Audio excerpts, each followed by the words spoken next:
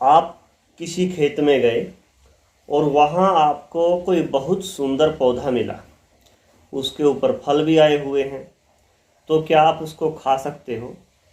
निश्चित रूप से यदि आप थोड़े से भी समझदार हो तो आप उसको नहीं खाओगे। और यदि आप उसको खाओगे नहीं, यूज़ नहीं करोगे, तो आपको कैसे पता लगेगा कि ये आपके लिए हानिकारक है या लाभदायक है? तो आज के समय में आप उस पौधे को उखाड़ोगे और एक लैब में जाओगे और वहाँ जा कर के उसकी गुणवत्ता की जांच करवाओगे। तो उससे आपको पता लगेगा कि उसके अंदर कौन कौन से केमिकल हैं, क्या उसका रासायनिक संगठन है, और वो हमें किस चीज़ में फ़ायदा दे सकते हैं और किस चीज़ में जो है नुकसान कर सकते हैं।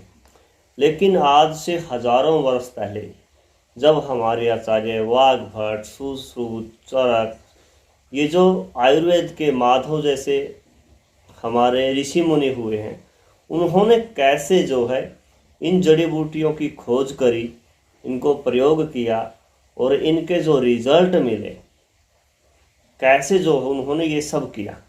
और फिर एक जैसे बड़ी ही सरल और साधारण सी औषधि है त्रिफला, उन्होंने कैसे जो है ये विचार आया, क्यों उन्होंने जो है त्रिफला में हरड़, बहेड़ा और आंवला तीन ही चीज़ों का प्रयोग किया।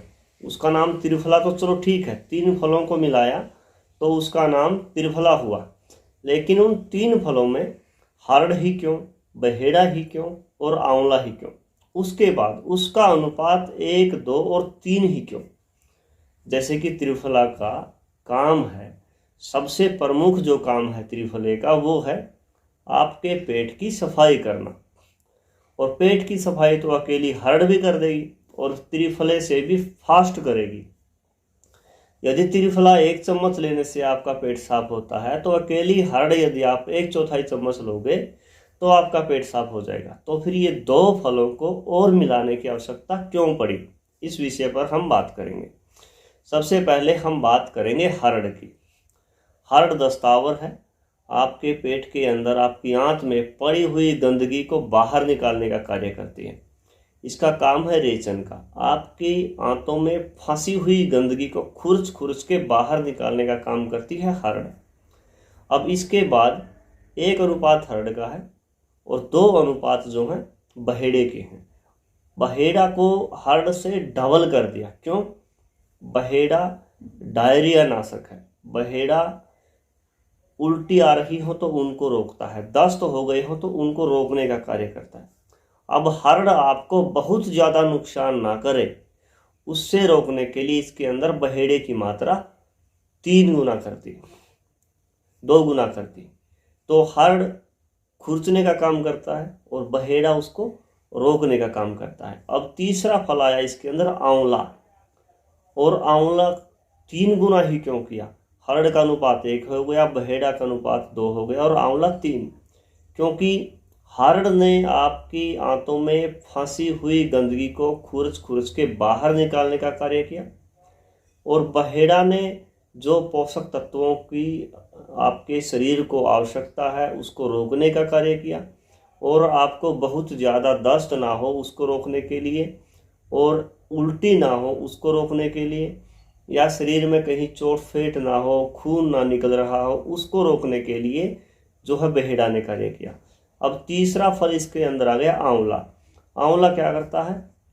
आंवला आपके शरीर को बल देता है और आपकी आंतों को बल देता है, आंतों को कोमलता प्रदान करता है, रक्त का शोधन करता है। यानी हरड़ ने आपकी आंतों को जो खुरचा है, जो गंदगी हटाई है, और आंवले की वजह से जो बहेड़े की वजह से जो ठोस हो गया है, कड़ापन हो गया है, उसको मुलायम करने के लिए, उसको चिकनाई देने के लिए, कोमलता देने के लिए आंवले का अनुपात 3 गुना कर दिया है। तो त्रिफला जो फल बना है, हमारे ऋषि मुनियों की वैज्ञानिकता ये है कि त्रिफला जो है 3 फलों को मिलकर के बना है। पहला हरड़ है, दूसरा बहेड़ा है और तीसरा आंवला है। ये फल आपके पूरी काया को शोधन का कार्य करते हैं, बाह्य रूप से भी और आंतरिक रूप से भी। और आपने अभी तक सुना होगा कि त्रिफला पेट को साफ करने के काम आता है। क्या आपको पता है? त्रिफला आपके सिर में बन रहे फ्रास को, यदि आप त्रिफले के पानी में आपके सिर को धोते हो तो सिर के अंदर जो फ्रास बनता है, यानी जो सिर में सफ़ेद सफ़ेद सा जो हो जाता है, उसको निकालने का कार्य करता है। बाल झड़ते हैं रोकने का कार्य करता है। आँखों की नज़रें कमज़ोर हो तो शाम को त्रिफला भिगो दो और सुबह छान करके उस पानी को आँखों में डालोगे और बाकी पानी को पियोगे तो आँखों की रोशनी बढ़ेगी। और यदि आपके दांतों में पायरिया लगा हो, आपके दांत हिलते हों, तो आप रात को 1 गिलास गर्म पानी लो, उसके अंदर 1 चम्मच त्रिफला डालो, उसको पूरी रात रखा रहने दो। सुबह जो हो उसको खूब अच्छी तरह से फेंट के मसल के, ठीक है, और कपड़े से छान करके जो हो उसका गडूस या कवल करो। गडूस और कवल में ये अंतर है कि यदि आप पूरे मुंह को उस पानी से भर लेते हो और 4, 5, 10 मिनट तक उसको रोके रखते हो तो ये गडूस हो गया, और यदि आप उसको मुंह में घुमाते रहते हो थोड़ा सा कम पानी लेके तो वो कवल हो गया। यानी गडूस और कवल जो है, तो त्रिफला जो है एक रसायन भी है, रसायन का कार्य भी करता है। त्रिफला घृत भी बनता है। त्रिफला घृत जो होता है वो आपकी आँखों के लिए, आंतों में जमा हुए मल के लिए, रक्त शोधन के लिए बड़ी अच्छी औषधि है। और एक बात बता दूं, त्रिफला जो है वर्ण शोधक भी है। यदि आपको कहीं जख्म हुआ है, उस जख्म की सफाई करने के लिए, जैसे आजकल डॉक्टर हाइड्रोजन का यूज करते हैं और उससे जो है जख्म की सफाई करते हैं, तो ऐसे ही त्रिफला को यदि आप पानी में भिगो दोगे और उस पानी से उस जख्म की सफाई करोगे तो उसके अंदर जो बैक्टीरिया है वो सारा जो है मर जाता है। तो त्रिफला एक साधारण नहीं है, साधारण तरीके से मिलने वाला, सरलता से मिलने वाला, सस्ता, उत्तम और गुणकारी टॉनिक है त्रिफला, जिसको आप बहुत सारे प्रयोगों में कर सकते हो, जो है रूपों में प्रयोग कर सकते हो। जैसे त्रिफला सौरस भी ले सकते हो, त्रिफला घन भी ले सकते हो, त्रिफला चूर्ण भी ले सकते हो, त्रिफला घनवटी भी ले सकते हो, और जो है त्रिफला रसायन भी है, त्रिफला घृत भी ले सकते हो। तो आज के बाद आप त्रिफले को कोई नॉर्मल साधारण चीज़ ना समझें। त्रिफला बड़ा चमत्कारी, बड़ा फलदायी और बड़ी ही सरलता से प्राप्त होने वाला एक जो है टॉनिक है।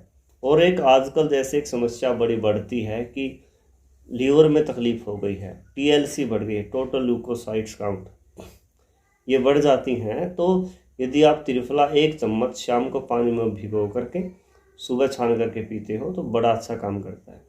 किसी को तेज़ाब बहुत ज़्यादा बनती हो तो शाम को 1 गिलास पानी में 1 चम्मच भिगो के रख दो और सुबह उठ करके उसको थोड़ा सा मथ के और मिला करके फेंट करके पी लो, तेज़ाब धीरे धीरे ख़त्म होने लगेगी। कब्ज़ में भी ऐसे ही काम करता है। यदि गैस बहुत ज़्यादा बनती है तो गैस में भी ऐसे ही काम करता है। लेकिन लंबे समय तक आप इसको चूर्ण के रूप में प्रयोग ना करें, और यदि करते हैं तो साथ में घी का प्रयोग ज़रूर करें, या अरंडी का तेल लें या घी लें, जिससे आंतों में नमी बनी रहे, चिकनाहट बनी रहे। बवासीर जैसे रोगों का भी बड़ी सरलता से जो है त्रिफला इलाज करता है। तो वीडियो बहुत लंबी ना हो उसके लिए इन शब्दों के साथ नमस्कार, वंदे मातरम, जय सिया राम, जय गौ माता की।